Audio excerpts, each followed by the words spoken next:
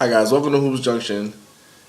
We just witnessed an epic comeback by LeBron James and the Cleveland Cavaliers. First things first, LeBron James gets a ton of credit for this 119-114 win on the road, down 26 points. LeBron James scores 41 points, has 13 rebounds and 12 assists. And the thing that really surprised me from LeBron James is the fact that he went 6 for 12 from three, and he held the Cavs in a comeback in which Kyrie Irving and Kevin Love were on the bench. This was a masterful game played by LeBron James.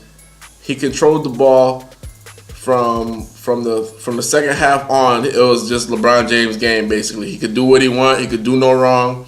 He made the correct passes. He made the correct decisions. There was a fast break where Indiana thought he was going to pass to Kyle Korver in the corner. He faked them and went for the dunk. Every decision he made was masterful. It was a magnificent performance. It's one of those all-time great performances, especially when the big three is just the big one with LeBron James and the other two guys are sitting on the bench. Kyrie Irving didn't have a tremendous game, and he had 13 points. Kevin Love, he had 13 points as well. So for LeBron James to pull off this epic comeback, a 26-point comeback, this ties the 2012 comeback that the Clippers did against the Memphis Grizzlies. This is incredible. This is just incredible. I give LeBron James and the Cavs a ton of credit for fighting. You got to give Tyronn Lue a lot of credit for keeping LeBron James in the game despite the fact being down 26. At one point, the Cleveland Cavaliers were able to cut it down to 8, or I believe it was 12. Then Paul George in the third quarter, they came back and got it back up to 20. Lance Stevenson hit a three. The Cavs called timeout.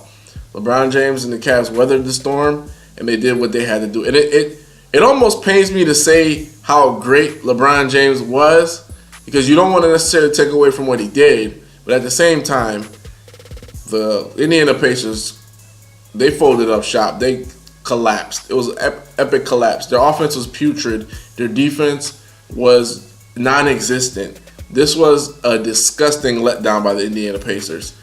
You got to figure this. This is game 3. If you win this game, then you put a lot of pressure on the Cavaliers to win game 4. You had a 26-point lead, and you could not close out the game. And mind you, I know it's a 26-point lead at the half, but then in the third quarter, you ballooned your lead back up to 20. So what's the issue here? And the issue with the Indiana Pacers, this starts from their head coach, and it starts from their star player.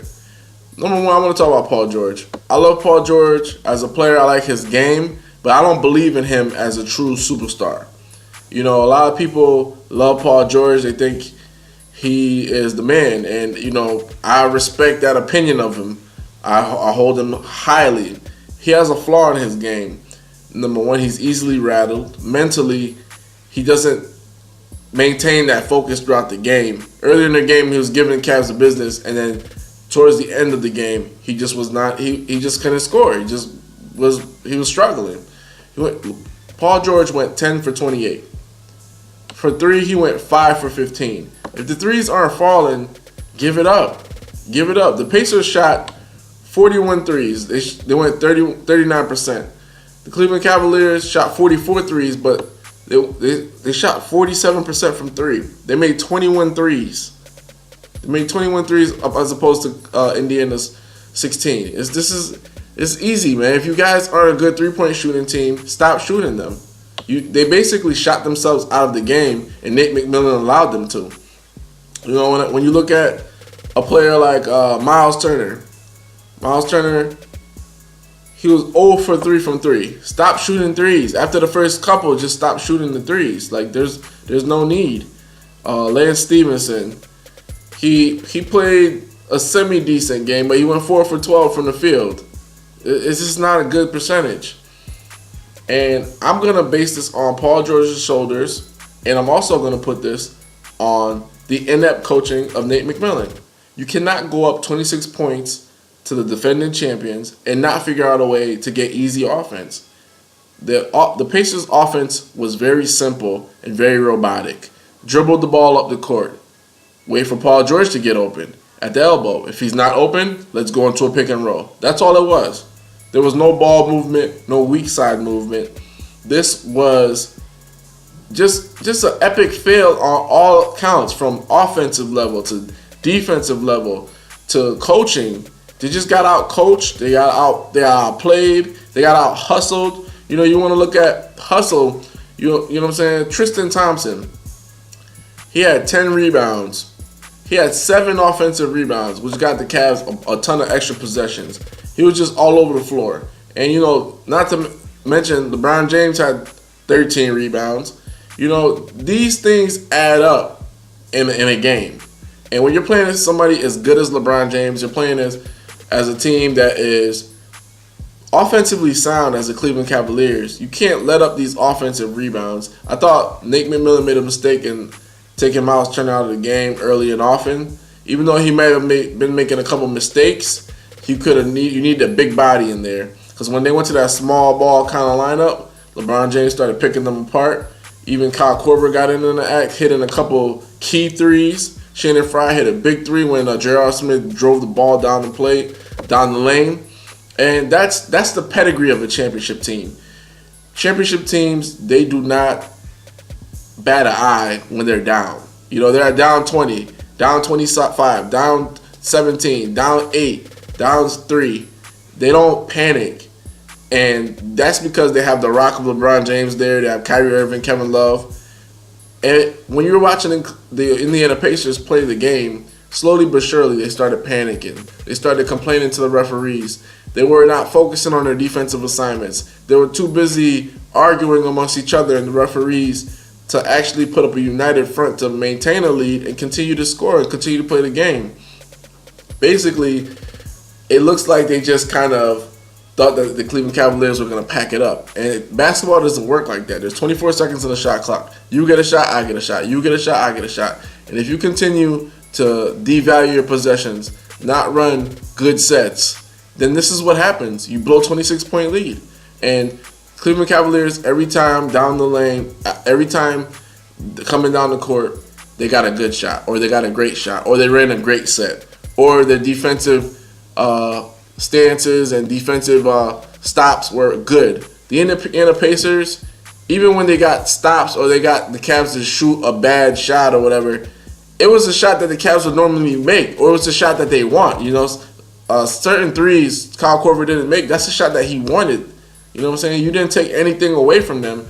You essentially let them get to wherever they wanted to go. They got in the paint. They shot from 3. Indiana was gassed on defense. Nate McMillan should have trusted his bench a little bit more. Maybe give some guys some rest. But this is just epic collapse. And this has to go on Paul George, Nate McMillan. I mean, the entire Indiana Pacers team is at fault for this. But mainly the head of the snake is what's most important. Coach, what are you running? What are you calling? You got a 26-point lead doing one thing. Then all of a sudden you stop doing the same thing. Stop running good sets. The Indiana Pacers start taking a prolonged time to get into their sets. Nobody was in rhythm. Nobody was passing the ball. There was a lack of ball movement. This is just an epic collapse by a coach that is going to get fired. You heard me. I think the Indiana Pacers would have been better off keeping Frank Vogel, but this is what happens when you get a coach that doesn't necessarily know what he's doing. I completely disagree with Stephen A. Smith when he says Nate McMillan is a good coach and he knows what he does. For some reason, he doesn't know what he's doing. You can't have a big lead, especially think about this. You get Greg Popovich, a 26-point lead. You get Steve Kerr, a 26-point lead. You give any of these great coaches huge leads like that, they're not going to blow it. Nate McMillan could not figure out anything. Paul George was gassed. All the guys on the team were essentially gassed. Monte Ellis, he had 8 points. I mean, they came too late. You know, Jeff Teague, he had 15 points. But the thing about Teague is down the stretch of games, he kind of disappears.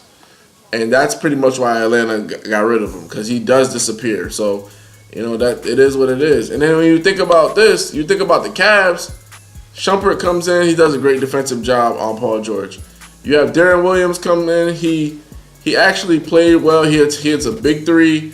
He gets to the line a couple times.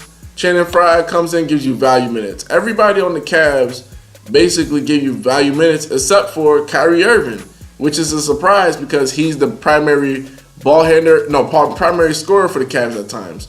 So you got to give the Cavs a ton of credit. You got to give them a lot of respect. At the same time, this was a huge collapse. And Larry Bird has a ton of decisions to make. Paul George is going to be out of there. You cannot blow a 26-point lead and expect your star to come back, especially with the kind of support that he got. It was odd. He had 36 points. He had 15 rebounds, 9 assists. He played a good game besides his shooting. But when you look at all the other guys, Thaddeus Young, 11 points, plus minus -9. C.J. Miles, 9 points, plus minus -11. Miles Turner, 6 points, plus minus -2. All of the guys, for the most part, all of the starters on the Indiana Pacers had a negative plus minus. All of them, including Paul George. Nate McMillan is going to have to make some kind of decision regarding the point guard position. You might have to start Lance Stevenson game 4. There's going to have to be some changes you have to make because you can't have this. You cannot have this. You know what I'm saying? Maybe you start Kevin Serafin over Miles Turner. Serafin had 11 points. He's been in the playoffs before. But this is unacceptable. This is a game where it's like, well, we're going home anyway. Who cares?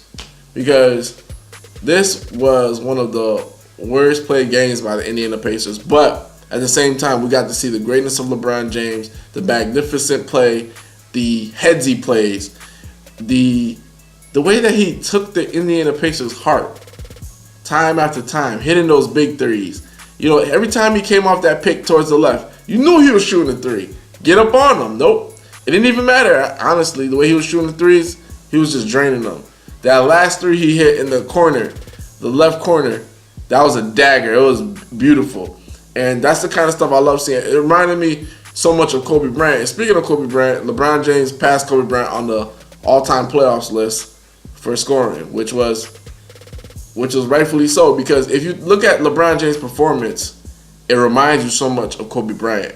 Because there have been so many playoff games period, where Kobe has been down 20 points, 30 points, 27, 20 points, 25, 19, and he just comes through and he just shoots you in the eye. He stares down the crowd. And LeBron James, you made Kobe proud. You made a lot of guys that like to kill teams on the road proud. From Jordan to Reggie Miller, that reminded me of so many great games. This is going to go down as one of the great games for LeBron James, and you got to respect it, man. That was an epic game for the Cleveland Cavaliers. Epic comeback, but an epic failure by the Indiana Pacers. This is Vlad from Hoops Junction, where Hoops meets Hoopla. Peace.